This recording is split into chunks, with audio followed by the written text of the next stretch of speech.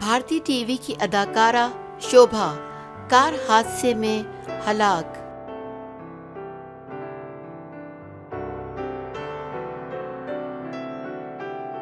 भारतीय मीडिया के मुताबिक टीवी की मकबूल तरीन टीवी शो मगालो जनकी से शोहरत हासिल करने वाली अदाकारा शोभा 5 अफराद के साथ कार में बेंगलोर जा रही थीं कि नेशनल हाईवे पर इनकी कार तेज रफ्तार ट्रक से टकरा गई।